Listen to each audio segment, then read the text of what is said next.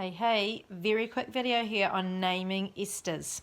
So here I have drawn an ester, and you can see in the middle that it's got a functional group that looks like a carboxylic acid here, but instead of an H, it's got another carbon group. So this is one of our cool substances that we make by adding two different molecules together. It's really useful in organic synthesis. So what we have to do is we have to kind of consider where the two halves of this molecule came from. So we've got the C double bond to O and the carbons that are joined to it. Right, so that's one half of it there. And then the other half is the single oxygen and the carbons that are joined to it. Okay, so we've got the green ones and we've got the purple ones in there. Okay, so the purple ones obviously came from something with a double bond to O. Okay, so it's actually a carboxylic acid or an acyl chloride, but that's unimportant. We have to count the carbons, 1, 2, 3, and we do count the one with the double bond to O, so that's 4 carbons in there, and that ends in anoate, coming from anoic acid, anoate. So 4 carbons is bute, so it's bute anoate.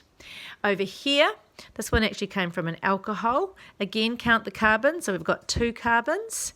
And this one we actually name like a side chain, so we have a YL. So that's going to be ethyl. Okay, so we know that we put the side chain names first. So this one is called ethyl butanoate. Now you can draw it the other way around. So I'll do another one and I'll draw it the other way around. So I could go like this. Oops. Sorry, it took me a bit because I don't usually do it like that. Okay, so here's another example. Okay, so let's look at it again. So we want to identify the C with a double bond to O, and we want to count how many carbons are in that part of the molecule.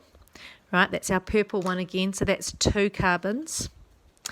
And over here, we've got our single O, and we want to identify how many carbons are bonded to that, and so that's 3 carbons. Okay, so this one here comes from our anoic acid, so that's our eth for 2 carbons, anoate.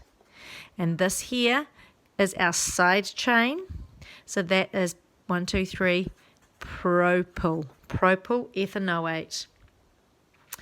So it's really important that you get these esters names right, and you somehow remember that the carbons attached to the C double bond to O are the ones with the anoate.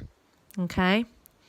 And the carbons attached to the single O are named as the side chains with the YL.